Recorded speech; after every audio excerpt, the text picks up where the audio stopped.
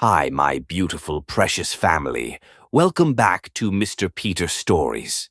I am your temporary host, James Peter, and I come to you with all the love and warmth that this family deserves. Our beloved Mr. Peter is taking some much-needed rest because his health is the most important thing right now. The doctors have advised him to pause, to breathe, to take care of himself, but his heart is still here with us, beating in every word, in every story, in every moment we share together. And he has a message just for you. My beautiful family, I love you all more than words can ever express. Each and every one of you is a treasure, a light, a part of my heart.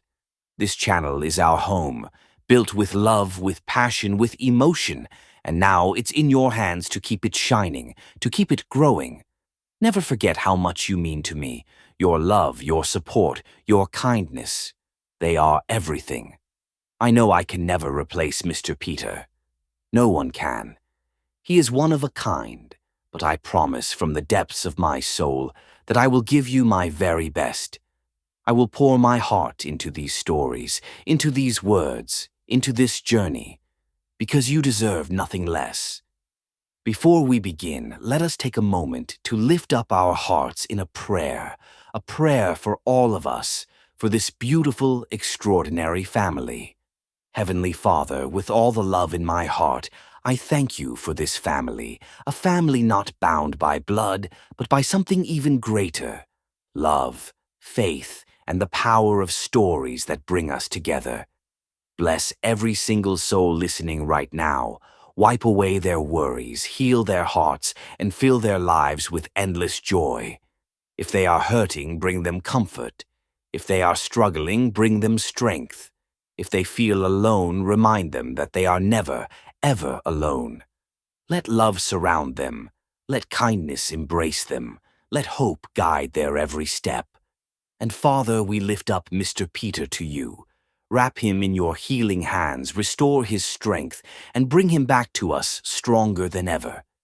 May this family always stand together, hand in hand, heart in heart, now and forever. Amen. My beautiful family, I need to know, are you here with me? Do you feel my love? Do you accept me as your storyteller until Mr. Peter returns? Let me know in the comments.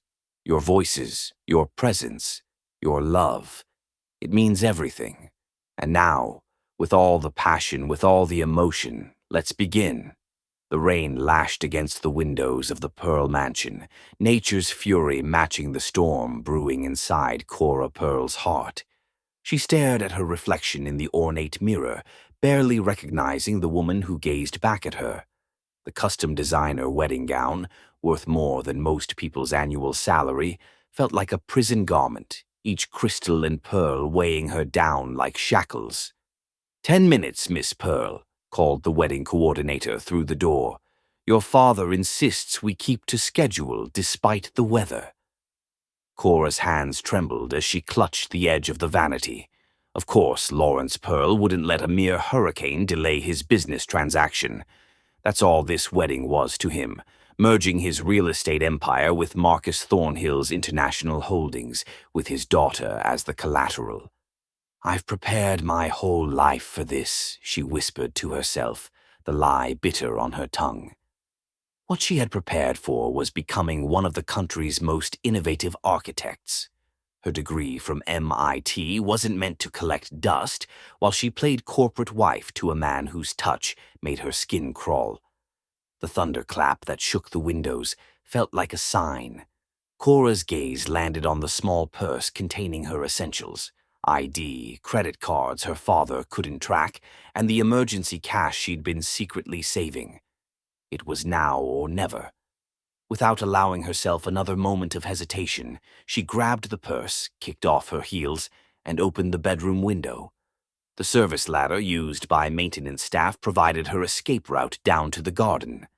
The rain soaked her immediately, plastering the silk gown to her body as she descended, thunder masking any sound of her departure. Across the expansive grounds, she could see the glow from the estate's chapel where 200 of New York's elite waited. Her father would be checking his watch by now, his patience wearing thin. Marcus would be straightening his tie, thinking about the pearl assets he'd soon control, including Lawrence's only daughter. Cora ran through the sculpted gardens, her bare feet sinking into the mud, the pristine white dress collecting dirt and tearing on the rose bushes she passed. Each step took her further from the life chosen for her and closer to a frightening unknown. At the service entrance, luck was on her side. A catering van sat idling, the driver having stepped away. Cora slipped inside, crouching behind stacked boxes of champagne until the vehicle passed through the gates of her family estate for what she hoped was the last time. "Where to, lady?" the startled driver asked 15 minutes later, discovering his stowaway after stopping at a traffic light in Manhattan. "Anywhere that's not here," Cora replied, offering the only $100 bill she had on hand. The driver, taking in her bedraggled wedding dress and desperate expression, nodded silently and pocketed the money. When he dropped her off in Midtown, the rain still poured mercilessly. Cora stood under the inadequate shelter of a store awning, the reality of her situation sinking in. Her father would have discovered her absence by now. The pearls didn't tolerate embarrassment, and Lawrence wouldn't rest until she was found. She needed shelter, somewhere to think, to plan her next move. The glowing sign of the Pinnacle Hotel beckoned across the street, the most exclusive hotel in the city, and, ironically, a property her father had tried unsuccessfully to acquire for years. It would be the last place he'd look for her. Summoning her courage, Cora crossed the street and slipped through the grand entrance, head down, her once magnificent dress now a sodden, muddy mess. The night staff was busy with a commotion surrounding the arrival of several black SUVs, and Cora seized the opportunity to make her way to the elevators, unnoticed. She pressed the button for the highest floor her keycard-less status would allow. Perhaps she could find an unlocked maintenance room, a quiet corner, anywhere to hide and gather her thoughts. On the 40th floor, the elevator doors opened to a hushed, opulent hallway lined with only 4 doors, the hotel's most exclusive suites. Cora tried the handles discreetly as she passed, all locked as expected, until the last one, the corner presidential suite, yielded to her touch. Heart-pounding, she pushed the door open and stepped inside. The vast suite was dimly lit, with floor-to-ceiling windows showcasing the storm-lashed city. Champagne bottles and glasses littered a coffee table, evidence of some celebration. It was only after the door clicked shut behind her that Cora noticed the figure sprawled across the massive leather sofa. A man, his tie loosened and dark hair disheveled, lay sleeping or unconscious, an empty whiskey tumbler dangling from his fingertips. With a jolt of recognition, Cora realized she was looking at Ben Dunk, the notorious, ruthless CEO of Dunk Enterprises, whose face regularly graced business magazines and tabloids alike. Just that morning, the news had reported his latest triumph, a billion-dollar merger that had sent stocks soaring and competitors scrambling. She should leave immediately. Ben Dunk was known for his cutthroat business tactics, his merciless treatment of enemies, and his cold dismissal of anyone who crossed him. But as Cora turned to retreat, a harsh voice froze her in place. "Unless you're here to kill me," Ben Dunk growled without opening his eyes, "you've got exactly 3 seconds to explain why you're in my suite before I call security." Cora stood paralyzed, water pooling at her feet on the marble floor, her ruined wedding dress clinging to her shivering body. As Ben Dunk's eyes finally opened, piercing and alert despite the empty bottles surrounding him, she realized she had fled one dangerous man only to find herself at the mercy of another whose reputation was infinitely more terrifying. The rain intensified against the windows, and Cora Pearl, brilliant, desperate, and out of options, faced the man who might become either her salvation or her downfall. Chapter 2. Dangerous Proposition. Ben Dunk sat up, his movements controlled despite the alcohol clouding his system.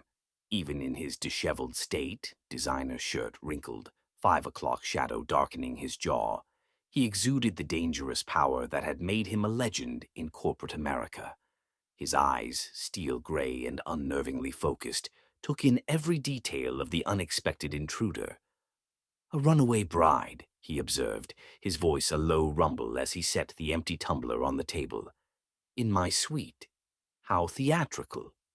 Cora straightened her spine, refusing to cower despite her vulnerability. "I apologize for the intrusion, Mr. Dunk. The door was unlocked. I'll leave immediately." As she turned toward the exit, Ben's voice stopped her. "And go where, exactly?" "Back to whoever you're running from in that ruined designer gown." He reached for the whiskey bottle, pouring another measure with steady hands. "Must be someone significant. Not many women would brave this storm to escape a wedding." Something in his analytical tone, curiosity rather than threat, made Cora pause. "My father's business partner, a merger of assets, with me as the primary commodity." The bitterness in her voice surprised even her. Ben's eyebrow arched. "Lawrence Pearl's daughter," he concluded, the ghost of a smirk touching his lips. "I declined an invitation to your wedding. Seems I made the right choice, considering it apparently never happened." Cora's breath caught. Of course Ben Dunk would recognize her name. The Pearl-Thornhill merger had been business news for months, though her father had kept her largely out of the publicity. "Your reputation precedes you, Mr. Dunk," she replied, gathering her courage. "But I've interrupted your celebration. Congratulations on your merger." "Not celebrating," he corrected, swirling the amber liquid. "Mourning the compromise of my principles. Business necessities." He studied her with unexpected intensity. "You're shivering. Bathroom's through there. There's a robe, towels. Get dry before you catch pneumonia on my floor. I'm not in the mood for a lawsuit from Lawrence Pearl for endangering his prodigal daughter." Surprised by the practical offer, Cora hesitated only briefly before moving toward the bathroom. Minutes later, she emerged in the hotel's plush robe, her sodden dress draped over her arm, her dark curls wrapped in a towel. Ben had removed his tie completely and was standing at the windows, watching the storm rage over the city. He'd ordered coffee from room service, the rich aroma filling the suite. "Why architecture?" he asked without turning. "Excuse me?" "MIT, top of your class. You could have gone into the family business. Instead, you chose to design buildings rather than acquire them." He glanced over his shoulder. "I make it my business to know about influential families." "I believe in creating, not consuming," Cora answered, disconcerted by his knowledge of her. "In building something meaningful rather than merely profitable." Ben turned fully, something like respect flickering across his features. "Idealism? Refreshing, if impractical." He gestured to the seating area. "Sit. Drink your coffee. Then tell me who besides your father is hunting you tonight." Cora sank onto the edge of an armchair, accepting the cup he offered. "Marcus Thornhill won't take rejection lightly. His pride is as inflated as his offshore accounts." She met Ben's gaze directly. "He's also as connected as my father. By morning, every hotel in Manhattan will have my description." Ben studied her, calculation clear in his expression. "Lawrence Pearl tried to buy this hotel from me 3 times. I refused. He's not welcome here, nor are his associates." He returned to his position by the window. "You can stay the night. Tomorrow you'll need a plan." "Why would you help me?" Cora asked, suspicion edging her voice. Ben turned, the lights of the city casting shadows across his face. "Perhaps I enjoy thwarting men like your father. Perhaps I'm bored with ordinary corporate games." His smile held no warmth. "Or perhaps I see an opportunity." Cora set down her cup. "I won't be traded from one cage to another, Mr. Dunk." "Ben," he corrected. "And I'm not offering a cage, Ms. Pearl. I'm offering a mutually beneficial arrangement. Cora, she replied automatically, wariness creeping up her spine. What arrangement?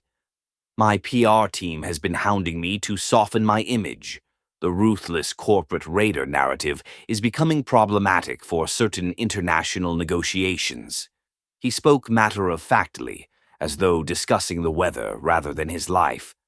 Meanwhile, you need protection from your father and Thornhill while you establish your independence. Cora's eyes narrowed. You can't possibly be suggesting a strategic alliance, Ben interrupted. You pose as my fiancé, giving me the improved public image I need. In return, you get my protection, an impeccable cover story, and the resources to build your career without your father's interference. A fake engagement, Cora clarified, disbelief coloring her tone. Precisely. No emotional entanglements, no complications. Pure business.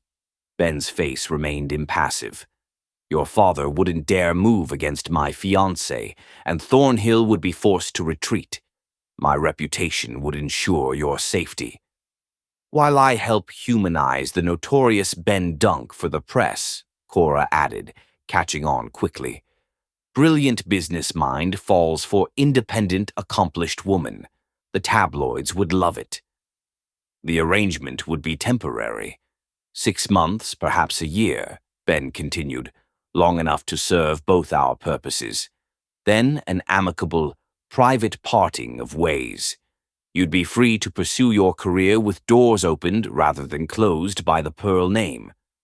Cora stood, moving to the window beside him, watching lightning split the sky. And if I refuse your proposition? Then I wish you luck, Ben said simply. The storm should clear by morning. You'll be free to leave, and I'll forget I ever found you in my suite. Silence stretched between them as Cora weighed her options.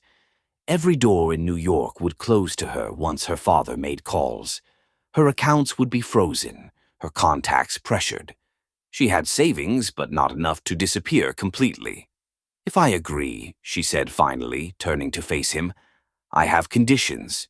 Something like amusement flickered in Ben's eyes. I expected nothing less. This is a business arrangement only. We present as a couple publicly but maintain appropriate boundaries privately. Cora's voice gained strength. I keep my own suite, my own space. I'm not your possession or your plaything. Ben nodded once, expectantly. I continue my architectural work. You provide introductions but don't interfere with my projects. My career is non-negotiable. Reasonable, Ben agreed. And most importantly, Cora continued, her gaze unwavering, you treat me with respect. Always. Your reputation for breaking both deals and hearts precedes you, but I won't be another casualty of Ben Dunk's infamous coldness. We're partners in this charade, equals, regardless of your wealth or position. Ben's expression remained unreadable as he extended his hand. Do we have an agreement, Miss Pearl? Cora hesitated only briefly before clasping his hand, surprised by the warmth of his grip. We do, Mr. Dunk.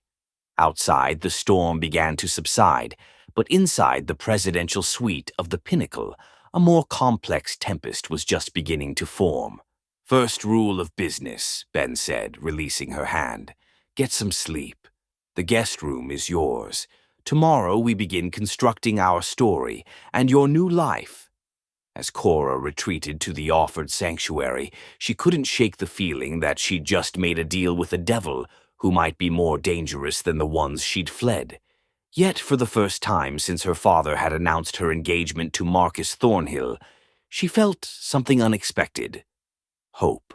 Behind her, Ben Dunk watched her departure, his expression softening momentarily into something resembling genuine curiosity, before the mask of the ruthless CEO fell back into place. He returned to the window, no longer seeing the storm, but instead contemplating the unexpected chess move fate had dropped into his carefully ordered existence. Chapter 3. Ice and Fire. Morning sunlight streamed through the penthouse windows as Cora reviewed the relationship timeline Ben had drafted. She barely registered his return from early meetings. "The Times is calling us Manhattan's most surprising power couple," Ben announced, setting a newspaper beside her sketches.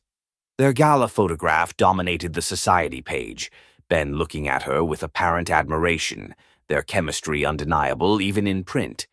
"My social media accounts have exploded," Cora noted. "3 architectural firms have suddenly discovered my portfolio and requested meetings." "Your father must be apoplectic," Ben replied with satisfaction.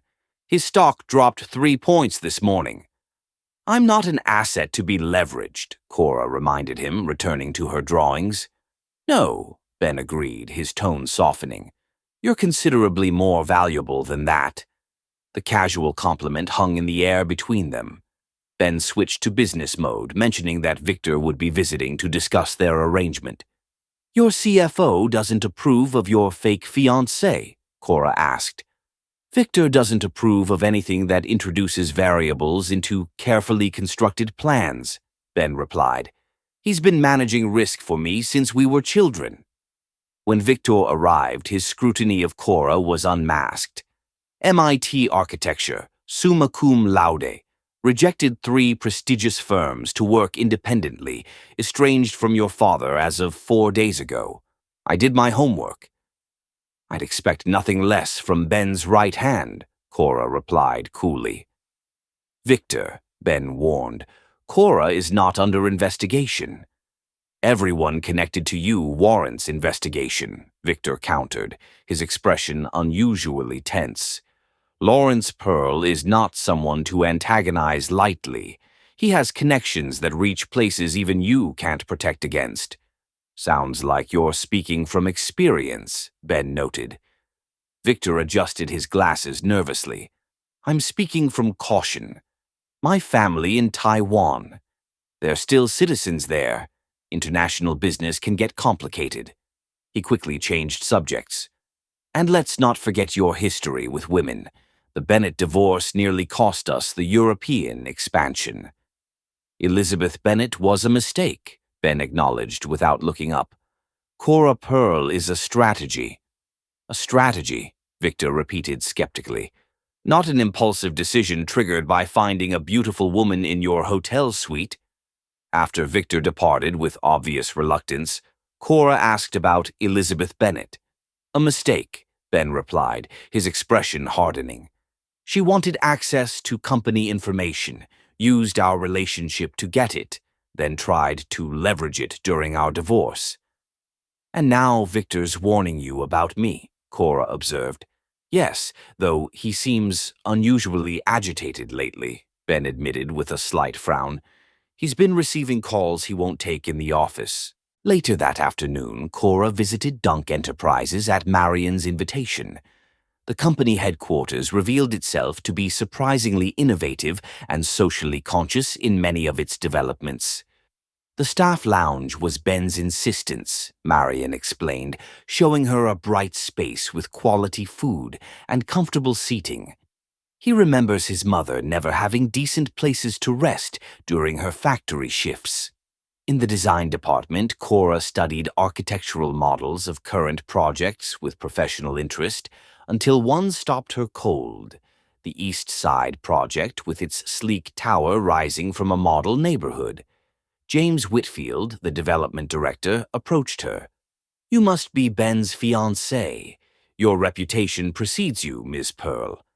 "Just Cora, please," she replied.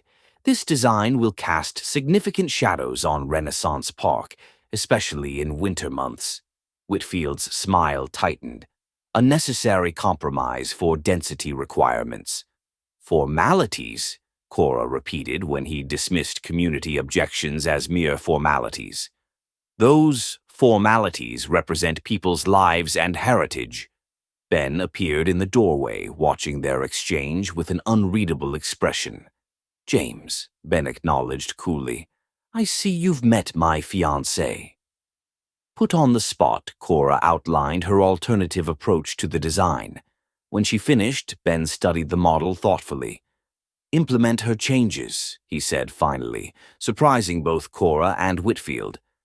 Later in Ben's private office, he showed her a simple shadow box frame containing a factory time card and worn work glove. "My mother's," he said quietly. "From her last shift at Pressman Manufacturing, 16 hours on the assembly line before a support beam collapsed, killing her and my father instantly."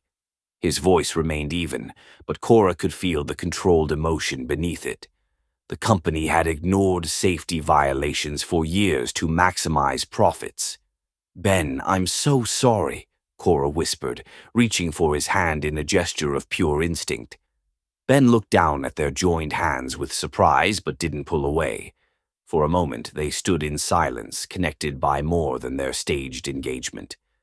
The buzz of Ben's phone shattered the moment.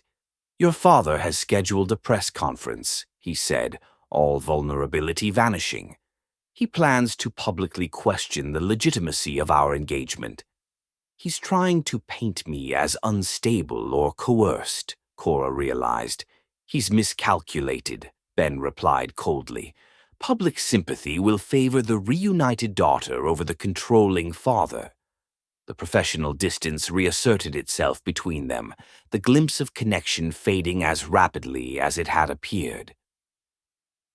Chapter 4. The Public Eye.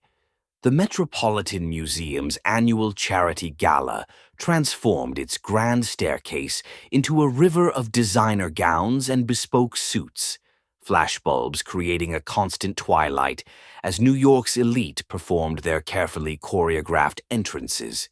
Reporters called out questions, social media buzzed with real-time fashion critiques, and security maintained the invisible barrier between the observed and observers. In the back of Ben's Bentley, Cora smoothed the skirt of her midnight blue gown, its architectural silhouette and subtle shimmer a perfect complement to her deep brown skin. "Nervous?" Ben asked, his gaze assessing her with that clinical precision she was beginning to recognize. "Focused," Cora corrected. "This isn't my first high society event, just my first one where I'm not representing the Pearl name." Ben nodded, adjusting his platinum cufflinks. "Remember, we met at the urban development auction," Cora recited. "You outbid me for the Calatrava sketch. I told you your West Side development lacked soul. You asked me to dinner to continue the argument. 5 months later, here we are." She offered a practiced smile. "I've memorized our script, Ben. I won't embarrass you." "I wasn't questioning your competence," he replied, a hint of amusement softening his features. "I was going to say, remember that you belong here on your own merits. Your name may open doors, but your mind is what commands respect." The unexpected encouragement caught Cora off guard. Before she could respond, the car stopped, and Ben's driver opened the door to a wall of camera flashes. Ben emerged first, his tall figure commanding immediate attention in his perfectly tailored tuxedo. When he turned to offer Cora his hand, his expression transformed with such convincing warmth that even she momentarily believed it. His fingers entwined with hers as he helped her from the car, his touch firm but gentle. "Showtime," he murmured, his breath warm against her ear. The reporters noticed their linked hands immediately, voices rising in a chaotic chorus. "Mr. Dunk, who's your date tonight? Are you seeing someone, Ben? Miss, this way." With practiced ease, Ben guided Cora through the gauntlet, his hand resting protectively at the small of her back. At the designated spot on the carpet, he paused, allowing photographers their moment while keeping Cora close to his side. "Ben Dunk with Cora Pearl," someone whispered loudly enough to be overheard. "Lawrence Pearl's daughter." The whispers rippled through the crowd, camera flashes intensifying as reporters connected the implications. Ben leaned down, his lips close to Cora's ear, the gesture intimate and possessive for their audience. 3 more minutes of this circus, then we're inside," he promised, his public smile never wavering. Cora played her part beautifully, gazing up at him with convincing adoration, her hand resting lightly on his chest. The diamond on her left hand, a loaner from Cartier that had arrived that afternoon, caught the light spectacularly. By the time they entered the museum's great hall, social media was ablaze with speculation, and their images were being transmitted to news outlets across the city. Mr. Dunk. A reporter from the Wall Street Journal approached as they accepted champagne from a passing server. Richard Montes. Might I ask about your companion tonight? There are whispers. This is more than a casual date. Ben's arm slipped around Cora's waist, his expression softening as he looked down at her. Cora and I have been keeping our relationship private, but yes, we recently became engaged. The practiced words triggered a fresh wave of excitement among nearby journalists. Cora leaned into Ben's embrace, her smile perfect as cameras captured the moment. Ms. Pearl, Montes continued, this must be quite a departure from your family's expectations. Your father's arrangement with Marcus Thornhill was widely reported. Cora felt Ben's arm tighten slightly around her waist, a silent message of support. My father has his vision for business partnerships, she replied smoothly. I have my own for life partnerships. I'm fortunate to have found someone who values both my mind and my heart. Ben's expression of pride seemed so genuine that Cora almost believed it herself. If you'll excuse us, he said to the reporter, I see people we should greet. As they moved deeper into the gala, Ben maintained their physical connection, a hand at her waist, fingers lightly entwined, the occasional brush of his lips against her temple. Each gesture calculated yet performed with such naturalness that observers exchanged knowing smiles at the obvious chemistry between the notorious CEO and his unexpected fiancée. Lawrence Pearl just arrived, Ben murmured during a momentary respite near a sculpture display. Northwest entrance. Don't look now. Cora sipped her champagne, maintaining her relaxed expression. Is Marcus with him? Number. But your father appears to have seen us. His expression suggests indigestion rather than paternal joy. Despite herself, Cora felt a tremor of anxiety. Ben must have sensed it. His hand moved to the small of her back, warm and steady through the thin fabric of her gown. Remember your leverage, he said quietly. A scene here would damage him far more than you. We hold the stronger position. The assurance in his voice steadied her. This was business to Ben, strategic positioning, power dynamics, and in that realm she knew he was unmatched. Dunk finally decided to grace us mere mortals with your presence. The booming voice belonged to Harrison Westfield, CEO of a rival development company, his florid complexion suggesting he was several drinks ahead of the other guests. And with such exquisite company, the Pearl heiress herself. Harrison, Ben acknowledged coolly. May I present my fiancée, Cora Pearl. Cora, Harrison Westfield of Westfield Developments. Fiancée? Westfield repeated, his eyebrows rising dramatically. Well, well, the Ice King melts at last. He turned to Cora with an assessing gaze that lingered uncomfortably on her figure. Tell me, my dear, what magic did you work to tame the untamable? The betting pools around Manhattan will be in chaos. Before Cora could respond, Harrison continued, his tone condescending. Though I suppose beauty has always been Ben's weakness. Remember that Italian model last year? Stunning creature, absolutely vacuous. He laughed heartily at his own comment. Cora felt Ben tense beside her but placed a restraining hand on his arm. Actually, Mr. Westfield, she said pleasantly, Ben was drawn to my architectural critique of his West Side development. I found the integration of green spaces promising, but the community accessibility problematic. Westfield's smirk faltered. Architectural critique? You're not just a pretty face playing at business then? MIT School of Architecture, Mr. Westfield. I specialized in sustainable urban integration. Cora's smile remained perfectly pleasant. Your Harbor Point project, for instance, while aesthetically impressive, it places parking structures where community spaces could create far greater long-term value, both financially and socially. The color rising in Westfield's face had nothing to do with alcohol now. You've studied my developments.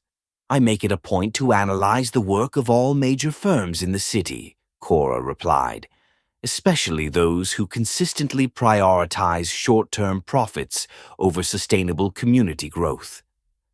Ben's hand at her waist gave a subtle, appreciative squeeze. "You'll have to excuse us, Harrison," he said, not bothering to mask his satisfaction. "The museum director is waiting." As they moved away, Ben leaned close to her ear.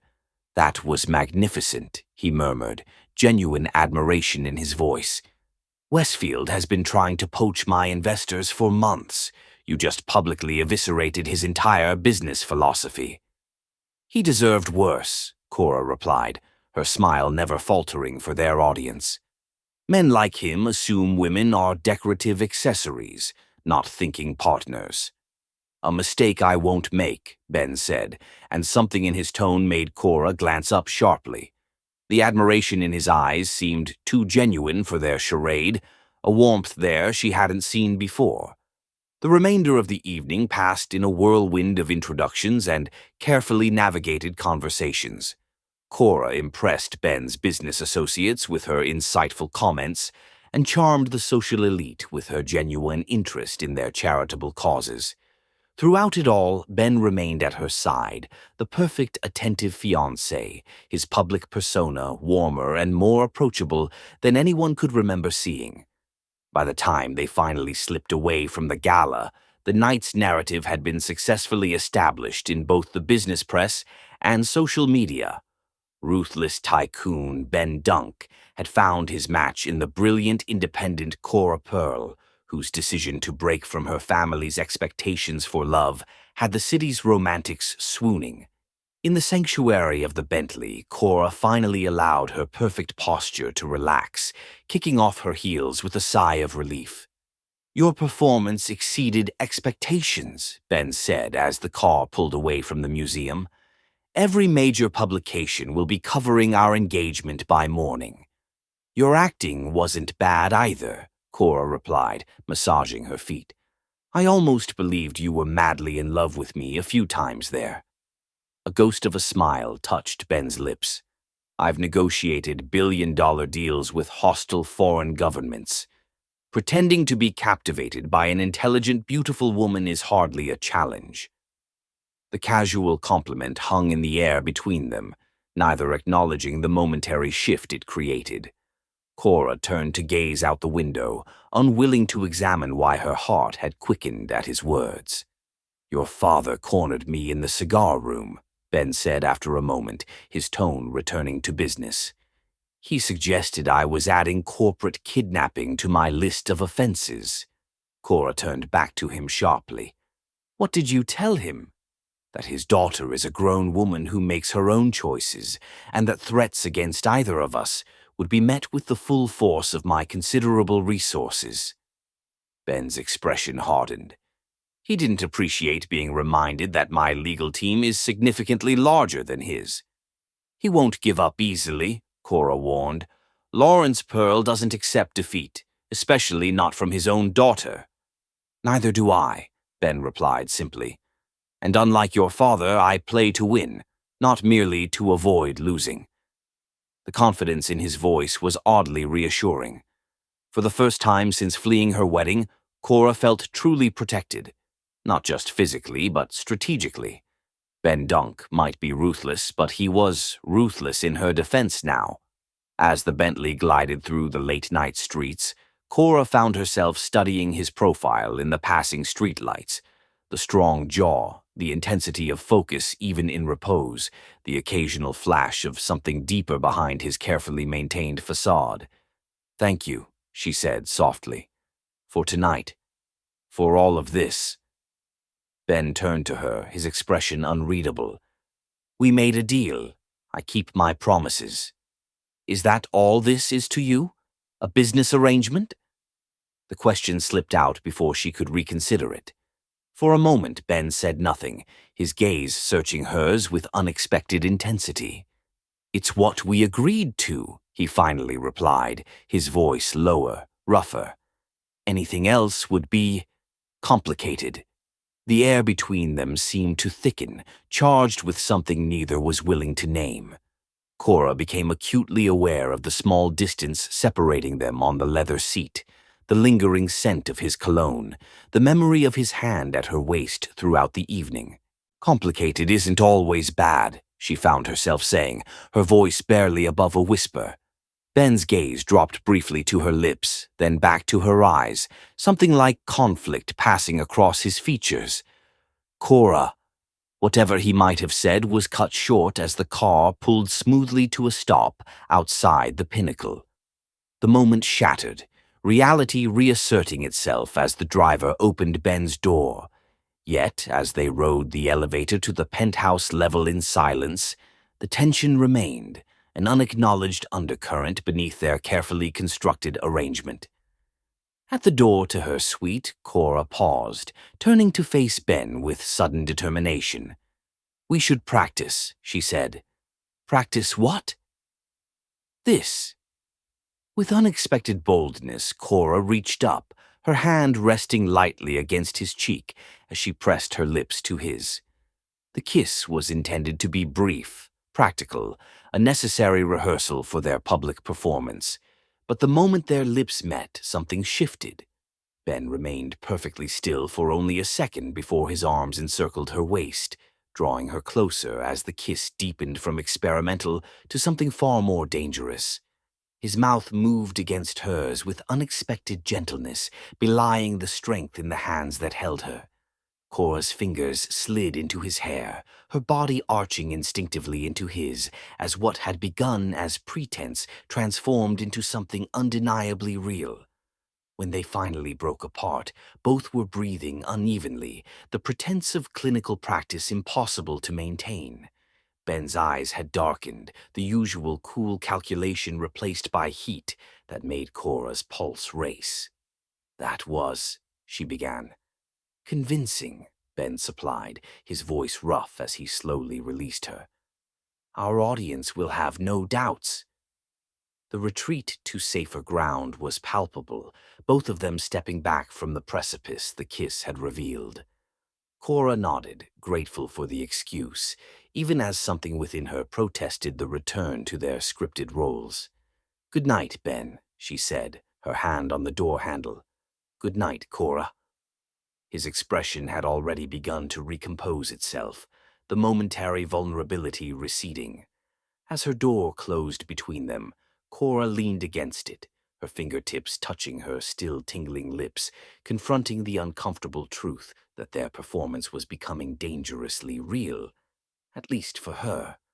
On the other side, unknown to her, Ben stood motionless, his carefully ordered world suddenly, unexpectedly tilted on its axis by a kiss that had been meant for show, but had awakened something he'd long believed frozen beyond recovery. Chapter 5. Shadows from the Past. Morning sunlight filtered through the floor-to-ceiling windows of the penthouse as Cora reviewed architectural renderings at the dining table, her focus so complete she barely registered the elevator's soft ping announcing Ben's return from his early meetings. The Times is calling us Manhattan's most surprising power couple, Ben announced, setting a newspaper beside her sketches. Their photograph from the gala dominated the society page, Ben looking at her with what appeared to be genuine admiration, Cora smiling up at him, their chemistry undeniable even in print. The post went with, Beauty tames the beast, he continued, removing his suit jacket. Considerably less elegant, but achieving our objective. Cora glanced at the headline, unable to suppress a smile. My social media accounts have exploded. 3 architectural firms have suddenly discovered my portfolio and requested meetings. Ben nodded with satisfaction. Your father must be apoplectic. His stock dropped 3 points this morning after investors questioned the stability of the Thornhill merger without the Pearl heiress involved. I'm not an asset to be leveraged, Cora reminded him, returning to her drawings. No, Ben agreed, his tone softening slightly as he poured himself coffee. You're considerably more valuable than that. The casual compliment brought back memories of their kiss the previous night, a moment neither had mentioned since. Cora kept her eyes on her work, ignoring the warmth creeping up her neck. Victor's coming by to discuss the East Side project, Ben said, switching to business mode. He has concerns about our arrangement. Your CFO doesn't approve of your fake fiancé? Cora asked, finally looking up. Victor doesn't approve of anything that introduces variables into carefully constructed plans, Ben replied. He's been managing risk for me since we were children. The elevator announced another arrival. Victor Chen entered with the brisk efficiency that matched his reputation as Dunk Enterprises' operational genius. Short, with wire-rimmed glasses and an impeccable suit, he carried himself with the quiet confidence of someone accustomed to being the smartest person in any room. The fiancée herself, Victor said, assessing Cora with unmasked scrutiny. MIT architecture, summa cum laude, rejected 3 positions at prestigious firms to work independently, estranged from your father as of 4 days ago. He offered a tight smile. I did my homework. I'd expect nothing less from Ben's right hand, Cora replied, meeting his gaze steadily. Victor, Ben warned, Cora is not under investigation. Everyone connected to you warrants investigation, Victor countered unapologetically, particularly someone with her family connections. I haven't spoken to my father since I left, Cora said firmly. I have no interest in corporate espionage, if that's your concern. Victor's expression remained skeptical. Ben has a history of allowing his personal life to cloud his judgment. Elizabeth Bennet nearly... That's enough, Ben cut him off sharply. Cora is aware of my past mistakes. Our arrangement is different. Because it's business, not pleasure, Victor challenged. The Times photo suggests otherwise. An uncomfortable silence fell. Cora rose with deliberate calm.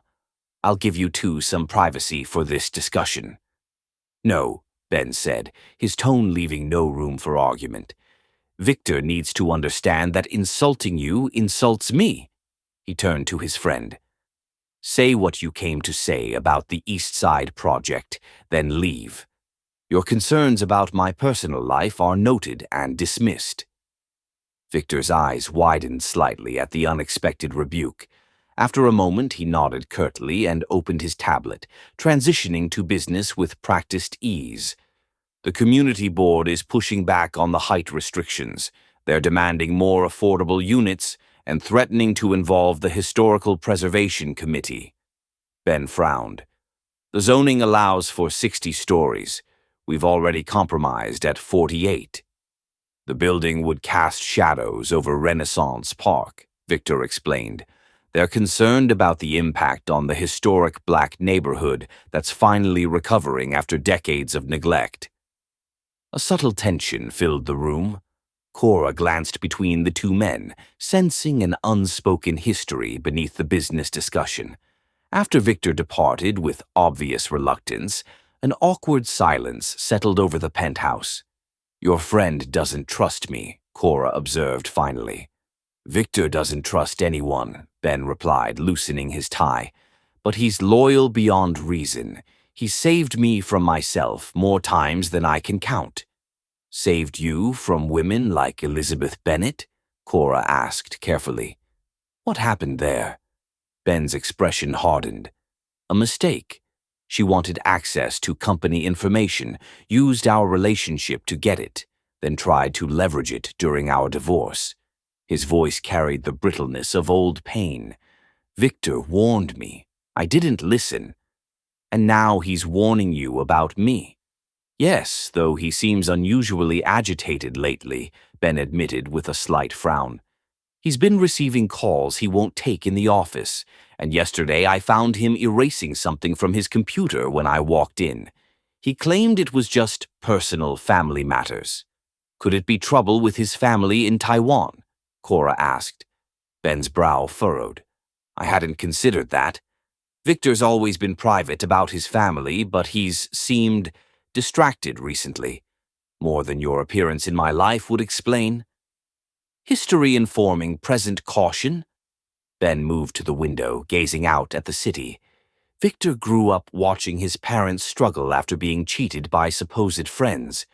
Trust doesn't come easily to either of us. Later that afternoon, after Ben departed for meetings, Cora found herself restless in the confines of the penthouse. On impulse, she texted Marion, asking if she might visit Dunk Enterprises to better understand Ben's work. To her surprise, the assistant immediately arranged security clearance. The company's headquarters occupied 20 floors of a sleek tower in Midtown. Marion proved an informative guide, explaining the company's structure and major projects with obvious pride. Unlike the cold corporate machine Cora had imagined, Dunk Enterprises revealed itself to be innovative and, surprisingly, socially conscious in many of its developments.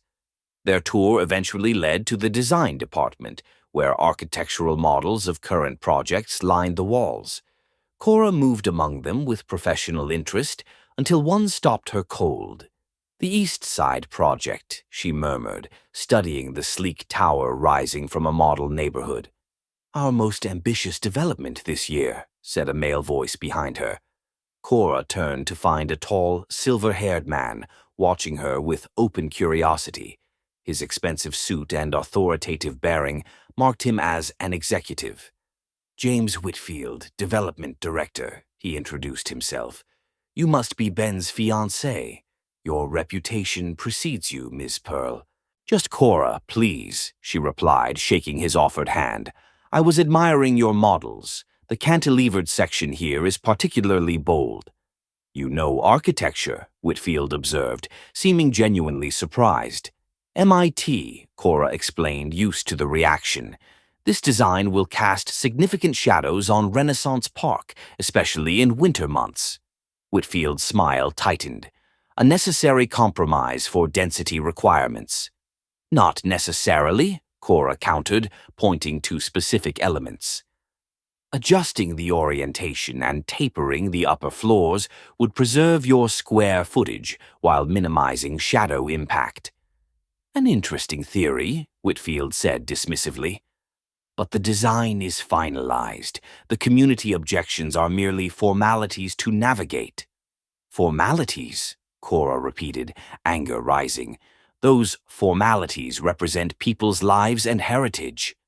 Before Whitfield could respond, she noticed Ben standing in the doorway, watching their exchange with an unreadable expression. James, Ben acknowledged coolly, moving to Cora's side. I see you've met my fiancée. Indeed, Whitfield replied, his tone carefully neutral. She was just sharing some theoretical concerns about the East Side project. Theoretical? Ben turned to Cora. Please elaborate. Put on the spot, Cora hesitated only briefly before pointing to the model. The current design prioritizes maximum height over community integration.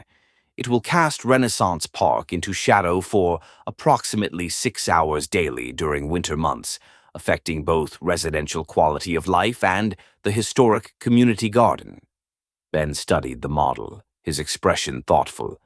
And your solution? Cora outlined her alternative approach, professional training overriding her awareness of Whitfield's growing discomfort. When she finished, silence hung in the air as Ben considered the model. Implement her changes, he said finally. Whitfield blinked. Ben, the redesign costs alone are less than the delays we'll face from community opposition, Ben finished. Make it happen, James. After Whitfield departed, Ben turned to Cora with an expression she couldn't quite decipher. You've made an enemy today. I wasn't trying to undermine your director, Cora said. I just couldn't stand by while he dismissed an entire community's concerns as Formalities. Ben led her to his private office, a vast space with panoramic views of the city.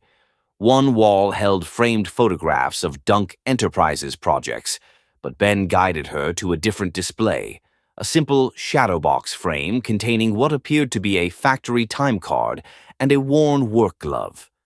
"My mother's," he said quietly, "from her last shift at Pressman Manufacturing.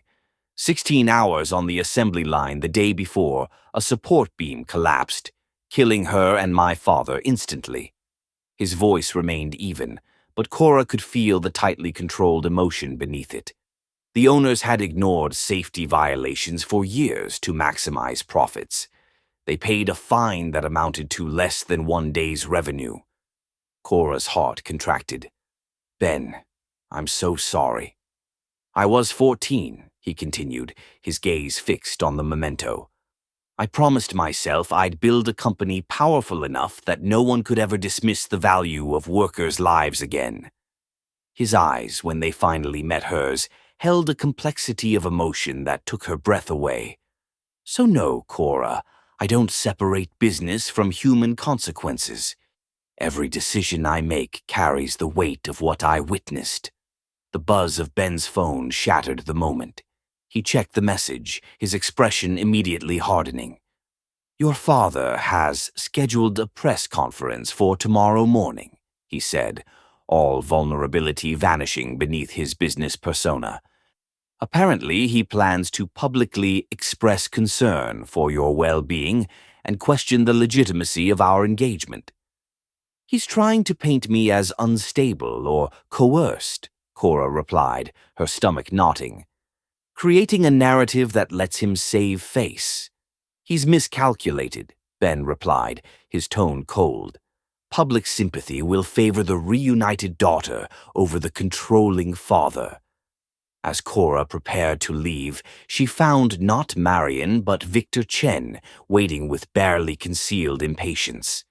"Miss Pearl," he said tightly, "a word before you go?" Cora nodded, following him to a small conference room. Victor closed the door before facing her directly. "Ben has shared parts of his past with you," he stated, watching her reaction carefully. "That's unusual." "I appreciate his trust," Cora replied, unsure of Victor's intent. "Ben doesn't trust easily. When he does, he's vulnerable." Victor's gaze was penetrating behind his glasses. "I've spent 20 years protecting him from that vulnerability." "I'm not Elizabeth Bennet," Cora said firmly.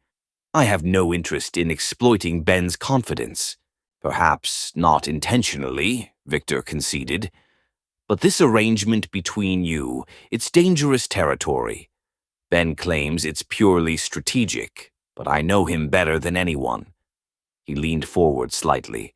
"He's beginning to care for you, and caring makes him reckless."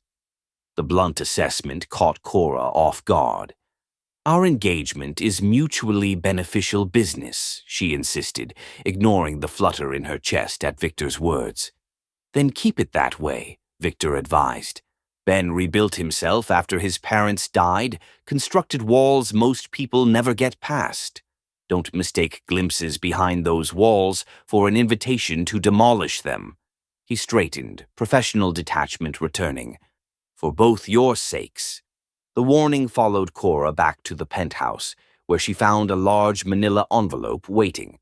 Inside was a dossier compiled by her father's private investigator, photographs of her and Ben at the gala, entering the Pinnacle, even sitting in his car. A handwritten note from her father simply read, "This charade ends now." When Ben returned that evening, Cora showed him the envelope without comment.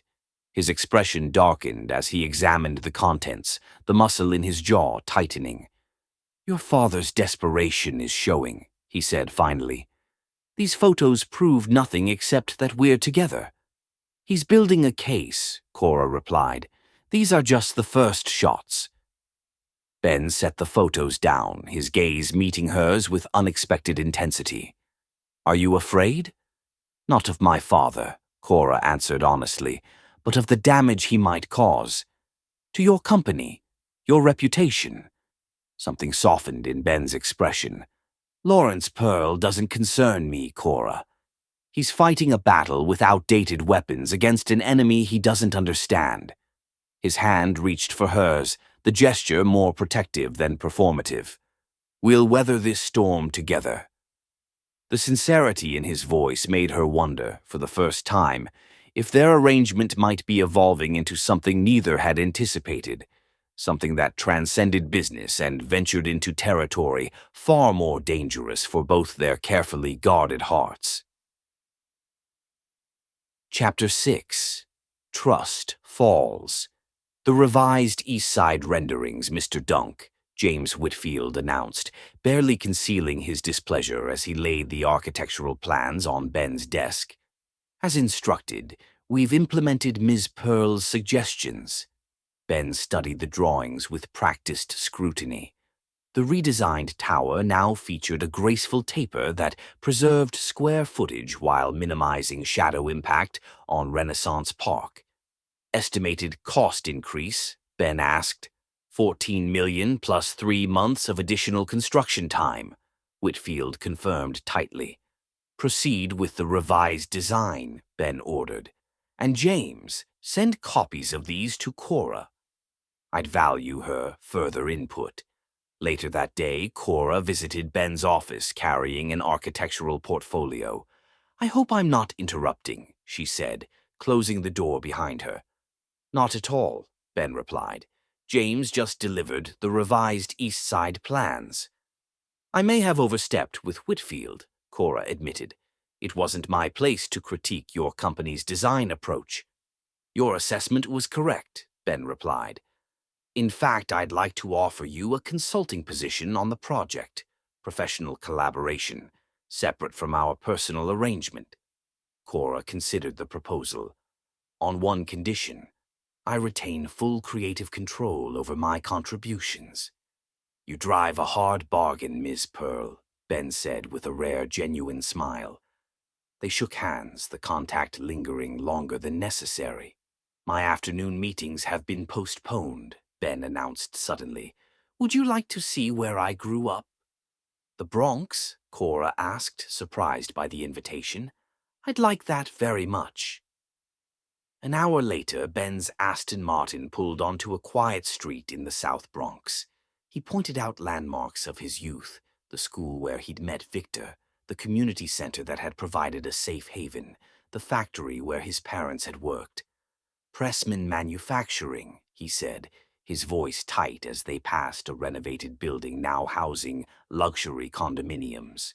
Demolished after the accident, redeveloped without a single plaque acknowledging the 12 workers who died there.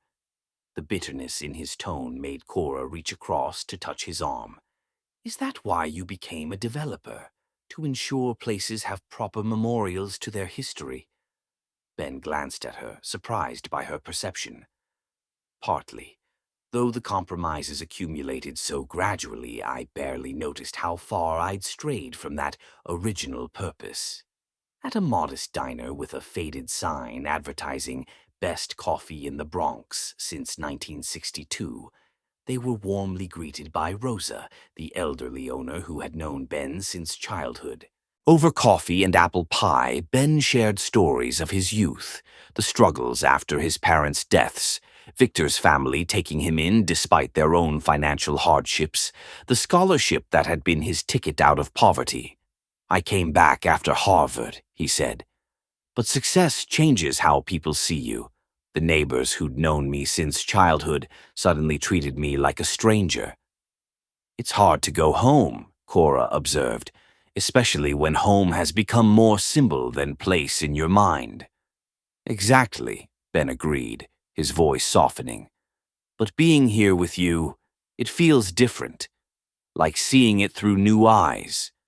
Later, at a small park overlooking the river with Manhattan's skyline visible in the distance, Ben admitted to anonymously funding neighborhood renovations. The East Side project, he said pensively. Renaissance Park reminds me of this place, a community fighting to preserve its identity while improving its future. That's why you agreed to the redesign so readily, Cora realized. You helped me remember something I'd lost sight of. That development should serve communities, not consume them. Ben's voice dropped lower. You challenge me, Cora. Make me question assumptions I'd stopped examining years ago. Is that a good thing? She asked. Terrifying, Ben admitted with unexpected honesty. But yes, necessary even. The confession created an intimacy neither had anticipated. Cora found herself leaning closer, drawn by something stronger than their business arrangement. Ben's hand came up to gently touch her cheek as their lips met in a kiss unlike their first, not for show but born of genuine desire. When they parted, Ben rested his forehead against hers. This wasn't part of our business arrangement, he murmured. No, Cora agreed softly. It wasn't. That evening at Ben's beach house on Long Island, they shared dinner that Ben prepared himself. The modernist structure overlooking the ocean created a sanctuary away from the city's constant scrutiny. As they sat watching moonlight on the waves, Ben finally spoke of what he'd held back. My father had collected evidence about Pressman's violations, he explained. He was planning to expose the investors, wealthy businessmen who kept their involvement hidden. The day before he could take his evidence to authorities, the accident happened. You think it wasn't an accident? Cora asked. I've never confirmed it, Ben said carefully. But your father's business expanded dramatically in the year after Pressman closed. The vulnerability transformed him in Cora's eyes, not the ruthless CEO of reputation, but a man still healing from profound loss. When his lips met hers again, there was no hesitation, no calculation, only genuine desire and something deeper neither was ready to name. Their connection deepened as the night progressed, transcending the business deal that had brought them together. Later, as Cora lay curled against him, Ben admitted, This complicates our arrangement. Life tends to complicate careful plans, Cora replied. Are you regretting it? No, Ben answered without hesitation, though emotions make business messy. Is that all this is, business? Cora challenged gently. Ben reached up to touch her cheek, vulnerability clear in his expression. You know it's become far more than that, Cora.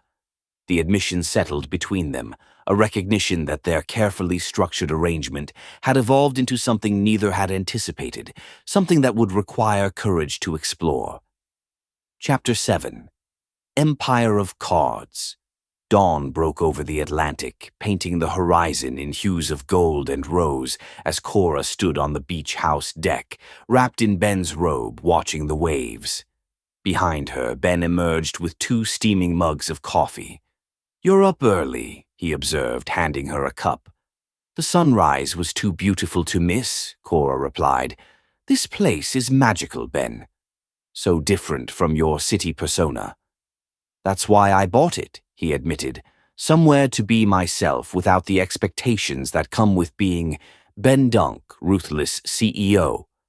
A comfortable silence fell between them as they watched the sea, the intimacy of the previous night lingering in casual contacts and exchanged glances. For the first time since fleeing her wedding, Cora felt genuine happiness in this unexpected connection. During the drive back to Manhattan, Ben made an impulsive decision. There's somewhere I want to take you before we return to the penthouse. The car turned off the highway into a familiar neighborhood, the South Bronx, where Ben had grown up. But this time he drove deeper into the residential streets, finally stopping before a modest brick apartment building. Apartment 3B, Ben said, his voice softening with memory. Where I lived with my parents until I was 14. Cora studied the unremarkable building, understanding the significance of Ben sharing this most personal connection to his past. Show me, she said simply. They walked the neighborhood streets hand in hand, Ben pointing out landmarks of his childhood. The corner where he'd wait for his mother to return from late shifts, the playground where he'd first met Victor, the small bodega where his father would buy him a candy bar every Friday as a weekly treat. I haven't been back here in years, Ben admitted, his expression open in a way Cora had never seen. After my parents died, the memories were too painful. And now? Cora asked quietly. Now, Ben said, squeezing her hand, it feels like reconnecting with something essential I've been missing. He looked at her with unexpected warmth. You make it easier somehow.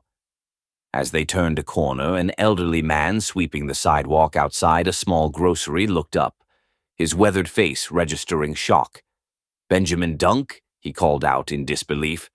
Is that really you, boy? Mr. Rivera, Ben replied, genuine pleasure warming his voice. Still keeping the cleanest storefront in the Bronx, I see. The old man embraced Ben with the familiarity of long connection. 10 years you disappear, become a big shot in Manhattan, and then show up out of nowhere. He turned to Cora with undisguised curiosity. And who is this beautiful lady? Cora Pearl, Ben introduced her. My fiancée. Mr. Rivera's eyes widened. The girl from the newspapers? Lawrence Pearl's daughter? He laughed heartily. You always did aim high, Benjamin. They spent an hour in Mr. Rivera's small store, drinking coffee and listening to stories of Ben's childhood, his determination to excel in school despite working part-time, his fierce protection of Victor against neighborhood bullies, his promise to his mother that he would someday build something meaningful. Your parents would be proud, Mr. Rivera told Ben as they prepared to leave, not of the money or the fancy suits, but of the man who still remembers where he came from. The simple words affected Ben visibly, a shadow of emotion crossing his face as he clasped the older man's hand. Thank you for saying that. Back in the car, Ben sat silently for a moment. I've built my entire identity around success, around proving something, he said finally. But somewhere along the way, I lost connection to why I started in the first place. Cora covered his hand with hers. It's not too late to remember. Ben turned to her with unexpected vulnerability. You've changed how I see things, Cora. In just a week, you've made me question priorities I've held for 20 years. The admission hung between them, neither quite ready to define the transformation of their arrangement into something far more complex. Their peaceful reconnection was shattered when they arrived at the penthouse to find Victor pacing the living room, his normally composed demeanor cracked with tension. Where have you been? He demanded before they'd fully entered. I've been calling for hours. What's happened? Ben asked immediately, recognizing his friend's distress. There's been an accident at the West Side construction site, Victor replied grimly. A scaffolding collapse. 3 workers injured, 1 critically. Ben's expression instantly transformed, the relaxed man of the morning replaced by the focused CEO. How? Those scaffolds were inspected last week. Preliminary reports suggest tampering, Victor said quietly. The safety cables were partially cut, would have looked intact during visual inspection, but failed under pressure. Sabotage, Ben said flatly. Victor nodded, his gaze sliding briefly to Cora before returning to Ben. This wasn't random vandalism. Someone wanted to hurt the company, create public scandal, maybe even injure workers. Or worse, Ben added grimly. Have we identified who had access? Security footage is being reviewed now, Victor replied. But Ben, I'm in the hospital. What? Cora exclaimed, noticing for the first time the bandage visible at Victor's collar. I was on site for the inspection when it happened, Victor explained, wincing slightly as he shifted. Dislocated shoulder, minor concussion. I checked myself out against medical advice when I couldn't reach you. Ben crossed to his friend, concern overriding everything else. You should be resting, not tracking me down. You weren't answering, Victor said pointedly. I was worried. The implication was clear.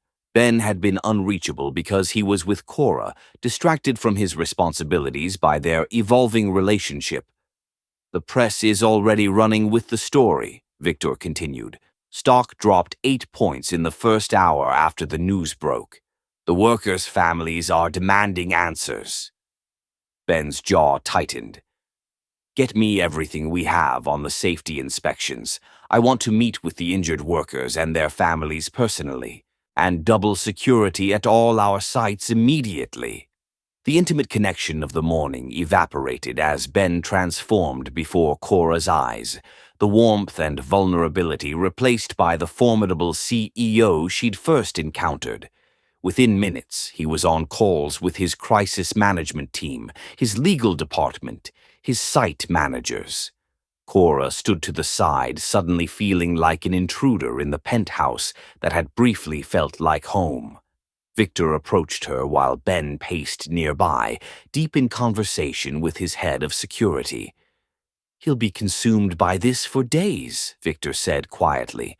When Ben's company is threatened, everything else becomes secondary, including personal relationships. I understand, Cora replied, though she felt a subtle chill at the sudden distance Ben had placed between them. His reputation, his legacy is at stake. More than that, Victor corrected. Those workers are his responsibility. He takes that more seriously than you can imagine. Before Cora could respond, Ben ended his call and turned to them, his expression grim. I need to get to the hospital, then the construction site.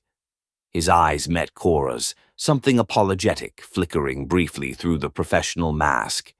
This will require my full attention. Of course, she said, maintaining her composure. Do what you need to do. For 3 days, Cora barely saw Ben. He returned to the penthouse late at night, if at all, and left before dawn. Their brief interactions were cordial but distant, his mind clearly occupied with the crisis. News reports speculated about potential sabotage, about safety negligence, about Dunk Enterprises cutting corners for profit. On the 4th morning, Cora was reviewing architectural journals when Marion called. Ms. Pearl, the assistant said without preamble, there's a security issue at the penthouse. Mr. Dunk asked me to inform you that access protocols have been compromised. Security will escort you to a secure location until the situation is resolved. What kind of security issue? Cora asked, concern edging her voice. Someone accessed confidential files, Marion replied tersely. Mr. Dunk believes it may be connected to the scaffolding incident. He's concerned for your safety. The warm connection of their weekend together seemed suddenly distant as Cora packed an overnight bag, escorted by stern-faced security personnel. Ben's world of corporate intrigue and enemies was reasserting itself, pushing aside the brief happiness they'd found at the beach house. As she entered the waiting car, Cora couldn't help wondering if their relationship could survive in the shadow of Ben's empire, an empire that now appeared to be under serious attack. Chapter 8. Betrayal's Edge. 5 days after the scaffolding collapse, Cora sat alone in the penthouse, watching news reports detail the ongoing investigation into Dunk Enterprises' safety protocols. Nearly a week had passed since their intimate weekend at the beach house, but that connection felt increasingly distant. Ben had been almost entirely absent, his few brief appearances marked by distraction and growing coldness that left her increasingly uncertain about their relationship. The past 2 days he hadn't returned to the penthouse at all, sending only terse messages through Marion about his whereabouts. Her phone buzzed with a text from Marion. Mr. Dunk will be in meetings until late tonight. Don't wait up. Another night alone. The message was becoming familiar, though no less disappointing. With a sigh, Cora returned to the East Side project, designs Ben had asked her to review before the accident, work that now seemed unlikely to move forward given the company's current crisis. As she flipped through the files, a misplaced document caught her attention. An internal safety report from one of Ben's construction sites dated 6 months earlier. Cora nearly set it aside until a highlighted section caught her eye. Substandard materials detected in structural supports. Replacement cost, $3.4 million. Recommendation, immediate action required. A handwritten note in the margin simply read, "Defer second quarter. Monitor only." The handwriting was unmistakably Ben's. Cora's blood ran cold as she flipped through more pages, finding multiple safety concerns flagged and subsequently deferred. The very practices Ben had condemned, the cost-cutting that had killed his parents, appeared to be standard procedure at his own company. "That can't be right," she whispered, searching for explanations, for context that might justify what she was seeing. But the evidence was damning. Ben Dunk, who had built his empire on the promise of ethical development, had knowingly endangered workers to maximize profits. Feeling physically ill, Cora gathered the documents, determined to confront Ben directly. She deserved an explanation, and so did the injured workers at the West Side site. The elevator announced an arrival. Expecting Ben, Cora steeled herself for the difficult conversation ahead. Instead, two unfamiliar men in suits stepped out, their expressions coldly professional. "Ms. Pearl," the taller one said, "we need you to come with us." Cora took a step back. "Who are you?" "Security consultants hired by your father," the man replied. "Lawrence Pearl is concerned for your safety and well-being." "I'm not going anywhere," Cora stated firmly, reaching for her phone. "And I'm calling Ben, right now." "Mr. Dunk is occupied with the investigation into his company's negligence," the second man said, "which is why Mr. Pearl felt this was an appropriate time to intervene."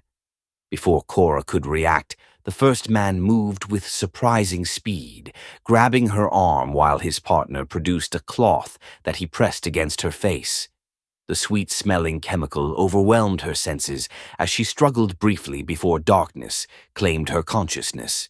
Ben sat in his office, surrounded by reports from the accident investigation, his exhaustion evident in the shadows beneath his eyes.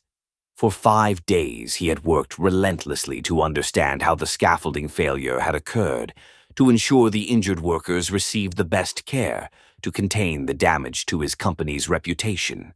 "The preliminary police report confirms sabotage," Victor said, placing another file on Ben's desk. "Security footage shows a maintenance worker accessing the scaffolding 2 nights before the collapse, but the image quality is too poor for identification."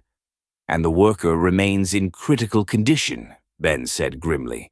Victor nodded, then hesitated before adding, "Have you spoken to Cora recently?" Ben's expression tightened. "I've been somewhat occupied with preventing my company's collapse." "She left several messages," Victor pointed out, "about some documents she found." "I'll deal with Cora when this crisis is contained," Ben replied dismissively. "Right now, my priority is finding who sabotaged my construction site." Victor studied his friend with concern. "This distance between you, it's intentional, isn't it? You're pushing her away." Ben's jaw clenched. "She's a distraction I can't afford right now." "Or you're retreating behind your walls because getting close to her frightened you," Victor suggested quietly. "The Ben Dunk I know doesn't run from challenges." "The Ben Dunk you know puts business first," Ben snapped. "Always has." Before Victor could respond, Ben's assistant entered with an urgent expression. "Sir, there's something you need to see." She placed a tablet on his desk displaying security footage from the penthouse, Cora being forcibly removed by 2 men. The timestamp showed it had happened hours earlier. Ben's face drained of color. "Have you tried calling her?" "Her phone goes straight to voicemail," the assistant confirmed. "And there's more." She handed him a thick envelope. "This was delivered to reception, addressed to you personally." Inside, Ben found photos of himself and Cora at his beach house, along with copies of safety reports, the same ones Cora had discovered, with sections highlighted to indicate negligence. A note read simply, "She knows what kind of man you really are. She's better off without you." "Lawrence Pearl," Ben growled, fury replacing shock. "He's taken her." "Ben," Victor said carefully, "look at these reports. They're forgeries, the signatures, the timestamps. They've been altered to implicate you in safety violations you never approved." Ben examined the documents more closely, recognizing the sophisticated deception. Someone went to extraordinary lengths to make Cora believe I'm guilty of the same negligence that killed my parents. And then her father's men conveniently arrived to rescue her, Victor added, understanding dawning. It's too coordinated to be coincidence. Ben's expression hardened as pieces fell into place. The scaffolding sabotage, the forged documents, Cora's abduction, it's all connected. He turned to Victor, cold determination replacing exhaustion. Find out where Lawrence Pearl has taken his daughter. Use every resource we have. And if he's moved her to a secure location, Victor asked. Then I'll tear down every property he owns until I find her, Ben replied, the ruthless CEO fully reasserting himself. No one takes what's mine. Cora awoke in her childhood bedroom at the Pearl estate, momentarily disoriented by the familiar surroundings. As awareness returned, so did anger at her father's outrageous action. The door opened to reveal Lawrence Pearl himself, immaculately dressed as always, his silver hair perfectly styled, his expression a practiced mask of paternal concern. "You had no right," Cora said immediately, her voice hoarse from the sedative. "I had every right," her father countered smoothly. "When my daughter becomes entangled with a man who endangers workers' lives for profit, intervention is not just my right, but my duty." "You're lying," Cora challenged, though the memory of the documents she'd found sent a wave of doubt through her. Ben would never knowingly endanger his workers. Lawrence placed a folder beside her on the bed. His signature, his handwriting, his decisions to defer critical safety measures. His voice softened with calculated sympathy. "I know this is difficult to accept, Cora. You believed his performance. Many have." "You drugged and kidnapped me," Cora reminded him, trying to clear her still foggy mind. "I removed you from a dangerous situation," Lawrence corrected. "Dunk's company is under investigation. His reputation is in free fall. How long before authorities began questioning your involvement?" "My involvement in what?" Cora demanded. "In a company that sacrifices safety for profit," Lawrence replied. "Did you really think your architectural contributions wouldn't be scrutinized if criminal charges are filed?" The calculated manipulation was familiar. Her father had always excelled at creating doubt, at framing his control as protection. Yet the evidence in the folder seemed to confirm her worst fears about Ben. "Why should I believe anything you say?" Cora asked, struggling to separate truth from her father's deception. "Because despite our differences, I remain your father," Lawrence said. "And because Marcus Thornhill has agreed to forget your dramatic exit from your wedding, he's still willing to move forward with the merger and the marriage." Cora laughed bitterly. "So that's what this is really about, salvaging your precious deal." "It's about securing your future," Lawrence insisted. "Ben Dunk used you, Cora, to improve his image, to spite me, to gain access to Pearl connections. Once his company stabilizes, he'll discard you like every other woman who's briefly captured his attention." As her father left her to consider her position, Cora examined the documents more carefully. The evidence of Ben's negligence seemed incontrovertible, yet something felt wrong. The Ben who had shown her his parents' mementos, who had spoken with such pain about corporate disregard for human life, could he really be guilty of the same transgressions? Doubt crept in like poison. Had she been a fool to trust him? Had their connection been as manufactured as their engagement had initially been? Back at his penthouse, Ben stared at the empty spaces where Cora's things had been, his expression hardening as Victor delivered more bad news. "The security footage has been deleted from our servers," Victor reported, "and the safety reports Cora found were planted. Someone physically accessed the penthouse while you were both away. Someone with intimate knowledge of our security protocols," Ben noted grimly. "And our past." An alert sounded on Ben's phone, a news notification about Dunk Enterprises. The headline froze his blood. "CEO's fiancé flees after discovering company's safety violations." The accompanying article quoted anonymous sources, claiming Cora had left Ben after finding evidence he had knowingly endangered workers' lives. The final paragraph mentioned she had reconciled with her father and was reconsidering her broken engagement to Marcus Thornhill. Ben hurled his phone across the room, the device shattering against the wall. "She believes I'm guilty," he said, his voice hollow. "She thinks I'm responsible for the accident." "You can't know that," Victor argued. "This could be entirely fabricated by Lawrence Pearl." "It doesn't matter," Ben replied, moving to the bar and pouring himself a generous whiskey. "Cora's made her choice. She's returned to her father rather than trusting me." "Ben," Victor said carefully, "you never gave her reason to trust you these past days. You shut her out completely." "Because I needed to focus," Ben snapped. "Because I couldn't afford distraction while my company was under attack. And in doing so, you pushed away the one person who might have stood by you," Victor pointed out. "The Ben Dunk I've known for 30 years doesn't abandon people who matter to him. He fights for them." Ben stared into his whiskey, conflict evident in his expression. Finally, he set the untouched glass down with a decisive motion. "You're right," he acknowledged. "I've been a fool." "So what are you going to do about it?" Victor challenged. Ben's expression hardened with determination. "Find out who's behind this. Clear my name, and then get Cora back, if she'll still have me." Chapter 9. Captive Hearts. 3 days into her confinement at the Pearl Estate, Cora stood at her bedroom window watching security guards patrol the grounds. Her father had transformed their family home into a gilded prison, her phone confiscated, internet access restricted, staff monitoring her movements. Helen, the housekeeper who had been like a mother to Cora, slipped her a folded paper. "One of the security men dropped this. It appears to be part of a report."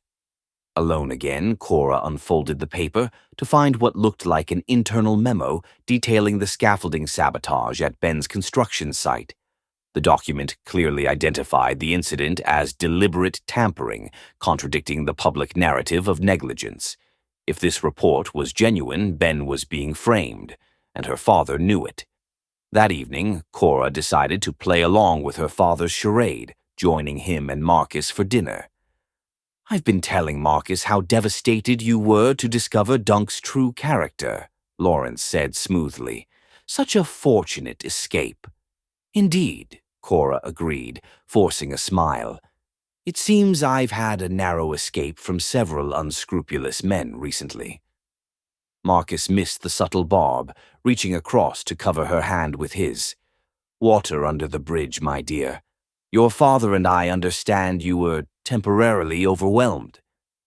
"Speaking of Ben," Cora said casually, "I'm curious why the safety reports I found in his penthouse don't match the ones being reported in the media."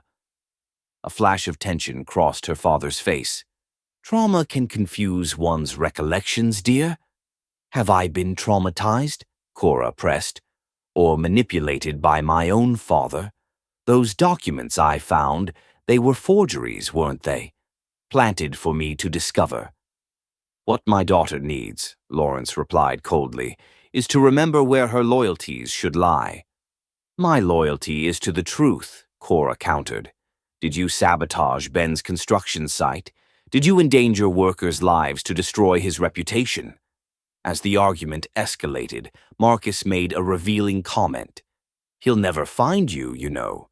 Dunk's too busy trying to save his precious company. We've made certain of that. You were both behind the sabotage, Cora realized. A necessary business maneuver, Marcus replied smoothly. Lawrence and I have mutual interests that Dunk threatened. Ben's parents, Cora said suddenly, pieces falling into place. Pressman Manufacturing, you were connected to it somehow. Ben's father was going to release documentation of unsafe practices, Lawrence admitted finally. Documentation that implicated certain investors, including me. You were responsible for the conditions that killed his parents, Cora whispered in horror. And now you're framing his company for the same negligence. Everyone has their price, Lawrence replied when Cora objected that Victor would never betray Ben. Chen's was surprisingly reasonable for a man with access to all of Dunk's security protocols. You'll never get away with this, Cora said. We already have, Marcus replied confidently. By week's end, Dunk Enterprises will be facing criminal charges, and Ben will be lucky to avoid prison. Back in her room, Cora remembered Helen's words about the greenhouse passage. Late that night, she carefully explored the tunnel to determine if it would provide a viable escape route. After confirming it was still passable, she returned to her room to prepare for her final escape attempt. In his penthouse, Ben discovered disturbing patterns in his company's data. The security breaches all originated from the same access point, he told Victor. Someone with executive clearance has been systematically accessing confidential files for months. Perhaps an IT vulnerability, Victor suggested nervously. Not according to our system logs, Ben countered, pushing a printout across the desk. Executive access, Victor. Your access. After a tense silence, Victor confessed, Lawrence Pearl threatened my family in Taiwan. My parents, my sister's children. He has connections with mainland officials who could make them disappear. You chose my enemies over me, Ben stated flatly. I chose my family's safety, Victor corrected. Though I tried to minimize the damage, the scaffolding was supposed to fail during inspection, not when workers were on it. Where is Cora? Ben demanded. The Pearl estate in Westchester, Victor replied reluctantly. Heavily guarded. Lawrence plans to announce her re-engagement to Thornhill at a press conference tomorrow. And then what? Ben pressed. The complete destruction of everything you've built, Victor confirmed. Lawrence Pearl has nurtured his hatred for decades, ever since your father threatened to expose his investment in Pressman Manufacturing. Then it's time I lived up to his fears, Ben decided. You're going to help me save Cora and expose Lawrence Pearl. He'll destroy my family, Victor protested. Not if we destroy him first, Ben countered. One last collaboration, Victor. For everything we once meant to each other, as dawn broke, Ben prepared for the most important battle of his life. Not for his company or reputation, but for the woman who had awakened parts of himself he'd thought long dead, and for the justice his parents had been denied decades earlier. Chapter 10. Shattered Glass. The night cloaked Ben's Aston Martin as it sped toward the Pearl estate. Beside him, Victor sat in tense silence, the weight of his betrayal hanging heavy between them. Lawrence changes the security codes every 48 hours, Victor said, breaking the silence. Today's rotation just started. We have a small window before he realizes I've given you access. Ben's hands tightened on the steering wheel. And Cora's exact location? East wing, second floor. Her old bedroom. Victor hesitated. Lawrence has at least 8 armed guards patrolling the grounds, Ben. This is suicide without police backup. The police won't move against Lawrence Pearl without concrete evidence, Ben replied grimly. We need the original documents that connect him to Pressman Manufacturing, the evidence my father had before he died. Those documents disappeared 30 years ago, Victor reminded him. Not disappeared, hidden. Ben's expression hardened as they approached the estate's outer perimeter. My father sent copies to his brother the day before the accident. When I turned 18, my uncle gave me a safe deposit key, but never explained its significance. Understanding dawned on Victor's face. You have the evidence. I've had it for years without realizing what it was. Property deeds, investment records, internal memos warning about structural failures. Ben pulled the car to a stop in the shadow of trees bordering the estate. Everything connecting Lawrence Pearl to the deaths of 12 workers, including my parents. Why didn't you use it? Victor asked, genuinely confused. Because until now I never connected Pearl to my parents' deaths, Ben replied, his voice tight with controlled rage. I thought they were just documents about corporate negligence at Pressman. I never traced the shell companies back to Pearl Investments. As they approached the estate's security gate, Victor entered the access code with trembling fingers. The gate swung open silently, allowing them onto the expansive grounds. If Lawrence discovers you've helped me, Ben began. My family is already being moved to secure locations, Victor interrupted. I may have betrayed you, Ben, but I'm trying to make it right. They separated at the main house, Victor heading to disable the interior security system, while Ben circled toward the east wing, avoiding the patrolling guards with practiced stealth. Scaling the ornate trellis to the second-floor balcony, Ben found Cora's window unlocked, but her room empty, the bed clearly not slept in. A wave of dread washed over him. Had Lawrence moved her? Was he too late? A noise from the hallway caught his attention. Drawing deeper into the shadows, Ben watched as the bedroom door slowly opened. To his shock, a disheveled Cora slipped inside, her clothes covered in dust and cobwebs. Ben, she gasped upon seeing him, rushing into his arms. Are you hurt? He demanded, holding her tightly. No, just filthy from checking the old smuggler's tunnel, she explained quickly. I was preparing to escape tonight. I've confirmed the tunnel is still passable and was coming back to get my things. She clutched his arms urgently. I was going to come find you. My father and Marcus. They're behind everything. The scaffolding sabotage, the forged documents. And Victor. I know, Ben cut her off gently. Victor's helping us escape. He was coerced, Cora. Lawrence threatened his family. Confusion crossed her face. Then why did Marcus say? A slow, mocking applause interrupted them as the lights suddenly blazed on. Marcus Thornhill stood in the doorway, a pistol held casually at his side. The star-crossed lovers reunite, he drawled. How touching. Marcus, Cora said carefully, stepping slightly away from Ben. You don't want to do this. Actually, I very much do, Marcus replied, his polished veneer giving way to cold malice. Do you have any idea how humiliating it was, being left at the altar by Lawrence Pearl's daughter for some self-made upstart from the Bronx? This isn't about Cora, Ben stated flatly. It's about Lawrence using you to conceal his connection to Pressman Manufacturing. Something flickered in Marcus's expression. You know about that. I know Lawrence Pearl was responsible for my parents' deaths, Ben confirmed, and I have the documents to prove it. Marcus's laugh held no humor. Documents that will never see the light of day. He raised the gun, aiming directly at Ben's chest. Lawrence wants you alive for questioning, but accidents happen. You'd add murder to corporate sabotage, Cora challenged, her voice steady despite her fear. I'm merely protecting my fiancée from an obsessed stalker who broke into her family home, Marcus countered smoothly. The courts will call it justifiable defense. The courts might be interested in this instead.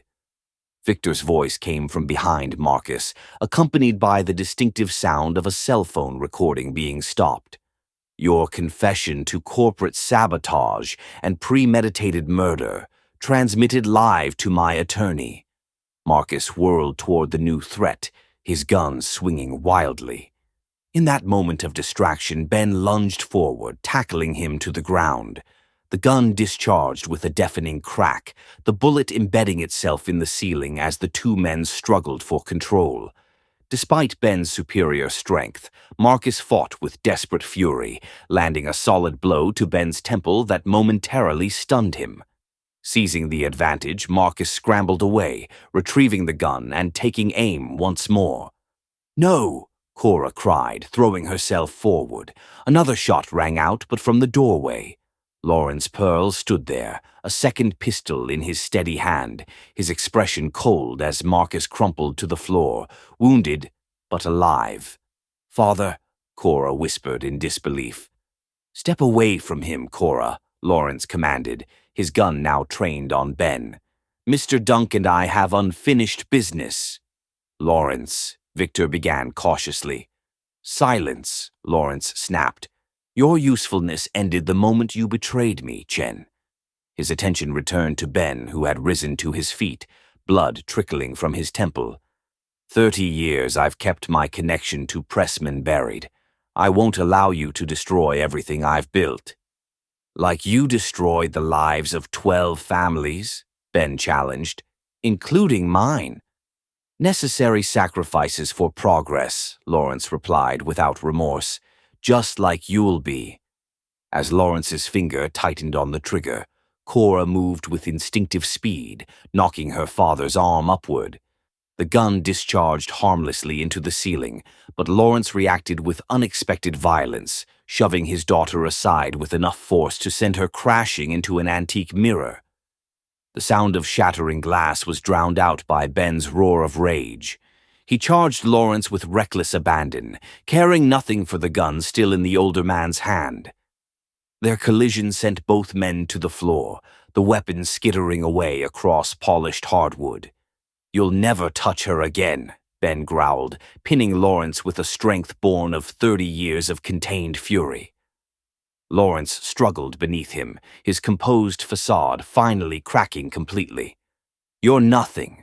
A nobody from the Bronx who got lucky." He spat the words like venom. "You think she could ever truly love someone like you?" "I do love him," Cora's voice came steadily as she rose from the broken glass, a shallow cut on her cheek. "More than I ever thought possible." The simple declaration froze both men. Ben's eyes met Cora's across the room, seeing truth in her steady gaze. The moment shattered as Marcus, still conscious despite his wound, lunged for the dropped gun. Victor kicked it beyond his reach, but Marcus grabbed a jagged piece of mirror glass instead, staggering to his feet with murderous intent. "If I can't have what's mine," he snarled, advancing on Cora, "no one will." Ben released Lawrence, diving toward Cora as Marcus attacked. The shard of glass caught Ben in the side, slicing deep as he placed himself between Cora and danger. Despite the pain, Ben managed to land a devastating blow that finally rendered Marcus unconscious. "Ben!" Cora cried, catching him as he stumbled backward, blood spreading rapidly across his shirt. "It's nothing," he lied, his face pale as he sank to his knees. The room suddenly filled with police officers, their arrival a blur of shouted commands and raised weapons. Lawrence and the semi-conscious Marcus were quickly restrained, while paramedics rushed to Ben's side. "The evidence," Ben murmured to Victor as they lifted him onto a stretcher. "Safe deposit box. Key in my desk." "I'll handle it," Victor promised, genuine remorse in his eyes. "Just stay alive, Ben." As they carried Ben from the room, his gaze locked with Cora's. "You said you loved me," he whispered, his voice weakening. "Did you mean it?" "With all my heart," she replied, tears streaming down her face as she held his increasingly cold hand. "So don't you dare leave me now, Ben Dunk." His smile was faint but genuine as consciousness began to slip away. "Wouldn't dream of it," he managed before darkness claimed him, the paramedics increasing their pace as his vital signs began to falter. Chapter 11. Rising from Ashes. Antiseptic scents and the rhythmic beeping of medical equipment filled the private hospital room where Ben lay unconscious, pale against the white sheets. For 3 days, Cora had maintained her vigil at his bedside, leaving only when the nurses insisted. The surgery went well, Dr. Patel explained, but he lost a significant amount of blood. The next 24 hours will be critical. Cora nodded, her tired eyes never leaving Ben's face. The cut on her own cheek had been neatly stitched, a physical reminder of the violence that had finally exposed decades of secrets.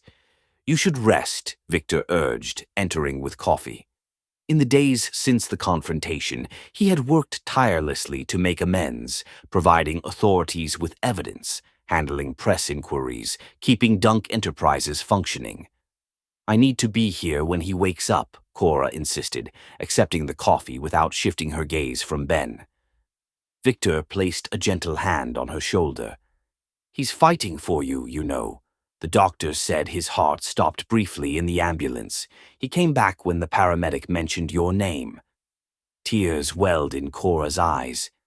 "I've known him such a short time, yet I can't imagine my life without him now." "That's how it happens sometimes," Victor said softly. "Years of building walls, then the right person walks through them like they were never there." "The evidence from Ben's safe deposit box is damning," Victor continued, showing her news headlines on his tablet. "Business titan Lawrence Pearl charged in decades-old factory. Deaths, Pearl Thornhill merger collapses as fraud charges. Mount Dunk Enterprises cleared of negligence. Sabotage confirmed. The workers injured in the scaffolding collapse are all stable now," Victor added. "And Marcus Thornhill has agreed to testify against your father in exchange for leniency." "Marcus turned on my father?" Cora asked, surprised.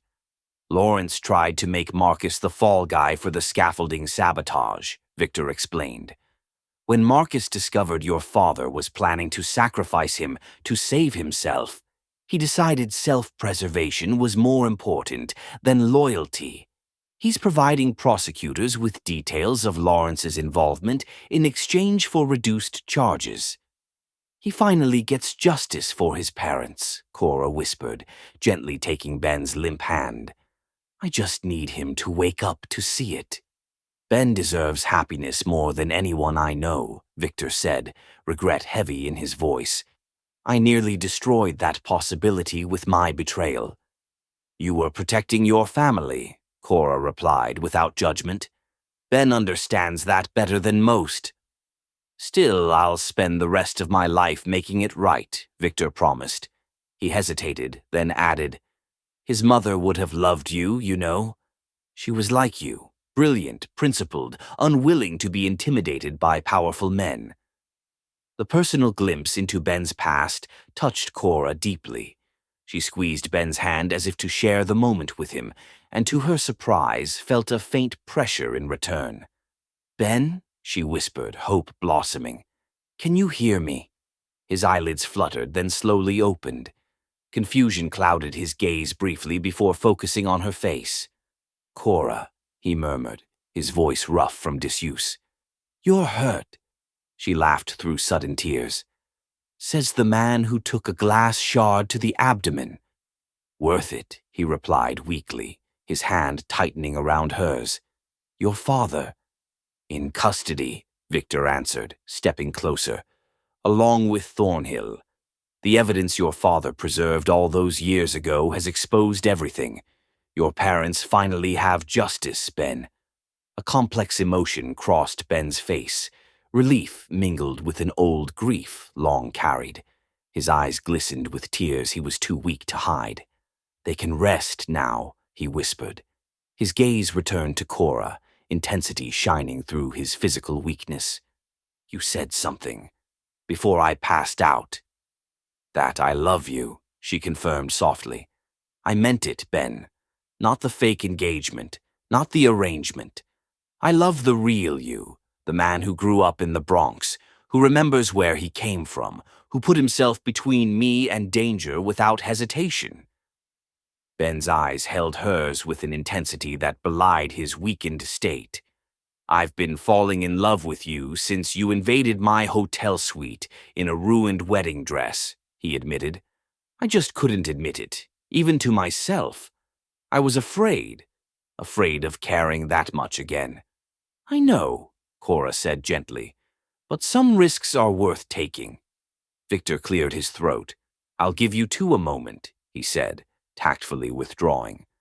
When they were alone, Ben reached up to gently touch the bandage on Cora's cheek. "I'm sorry you were caught in the middle of this vendetta." "I was exactly where I needed to be," she corrected him.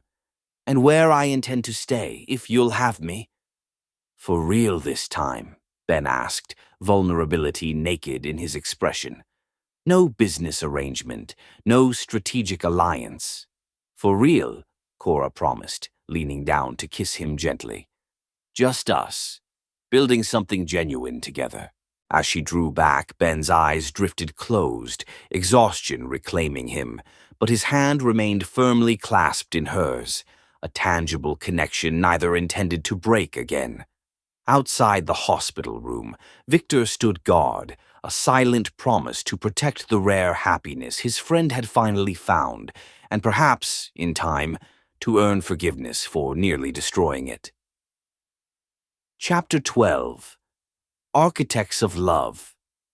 6 months later, Cora stood on the rooftop of the newly completed Bronx Community Center, watching children explore the playground her design had incorporated. The modern building stood as a testament to transformation, both of the neighborhood and of Dunk Enterprises' renewed commitment to ethical development. "Your vision brought this to life," Ben said, joining her at the railing. He moved more carefully these days, his recovery still ongoing, but the pride in his eyes as he surveyed the project was unmistakable. "Our vision," Cora corrected him. "Your funding, my design." Across the city, the revised East Side project was rising according to Cora's specifications, a testament to the community-centered approach they'd championed together. The Renaissance Park neighborhood had embraced the development after seeing how Cora's redesign preserved their historical character while creating new opportunities. The project had become a model for ethical urban renewal, with developers from across the country studying their approach. Victor stood nearby, speaking quietly with one of the center's administrators. After Lawrence Pearl's arrest, Ben had used his international connections to secure permanent U.S. residency for Victor's parents and sister, bringing them safely from Taiwan beyond Lawrence's reach. Though their friendship had been tested, Victor's dedication to making amends had slowly rebuilt the trust between them. Ben smiled, the expression coming more naturally to him now. The past months had changed them both, Ben stepping back from day-to-day operations to focus on strategic direction, Cora establishing her own architectural firm specializing in community-centered development. Lawrence Pearl's empire had crumbled following his arrest. With her father awaiting trial, Cora had redirected her inheritance toward a foundation supporting families affected by workplace accidents, honoring the legacy of Ben's parents and others who had suffered from corporate negligence. "The children look happy," Ben observed, watching a group race across the innovative play structures Cora had designed.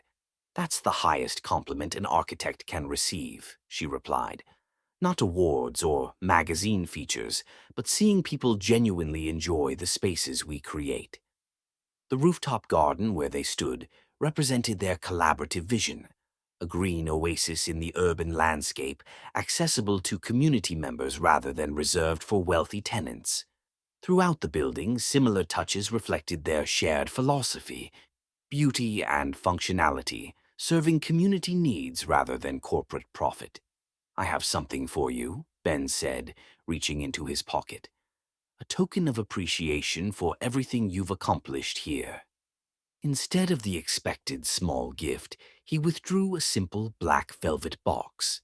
Cora's breath caught as Ben slowly, carefully lowered himself to one knee. "Ben," she whispered, her heart racing, "when you crashed into my life wearing that ruined wedding dress, I thought I was offering you a business deal," he began, his voice steady despite the vulnerability in his eyes. "I never imagined you would reshape my world, challenge my priorities, and remind me of the man I always wanted to become." He opened the box, revealing a ring far simpler and more meaningful than the ostentatious Cartier diamond of their fake engagement, a platinum band holding a sapphire surrounded by smaller stones. "The sapphire was my mother's," Ben explained. "The diamonds came from my first architectural award medallion. Together, they represent who I was and who I've become with you." Cora's eyes filled with tears as Ben continued, "Cora Pearl, will you marry me? Not for appearances, not for business advantage, but because I love you and want to build a life with you?" "Yes," she answered without hesitation, her smile radiant through her tears. "Yes, Ben Dunk, I will absolutely marry you." As he slipped the ring onto her finger and rose to kiss her, applause erupted from the doorway where the community center staff had gathered to witness the moment. Among them stood Victor, his redemption earned through months of dedicated work, rebuilding trust. Later, as the sunset painted the city skyline in gold and rose, Ben and Cora stood alone on the rooftop, his arm around her waist as they gazed toward Manhattan's glittering towers. "From a fake engagement to a real one," Cora mused, leaning into his embrace. "Not the path I expected when I fled my wedding." "The best architecture sometimes emerges from unexpected foundations," Ben replied, pressing a kiss to her temple. "We just needed the right blueprint." As twilight deepened around them, they remained together on the rooftop of the building that symbolized their shared vision. Two people who had found in each other not just love, but a partner in creating something meaningful and lasting from the broken pieces of their pasts. "I love you, Ben Dunk," Cora whispered, turning in his arms to face him. "And I love you, Cora Pearl," he responded, his eyes holding promises of the future they would build together. "Today and always." Their lips met in a kiss that sealed their commitment. Not a business arrangement or a strategic alliance, but a genuine partnership forged through challenge and choice, designed to weather whatever storms might come.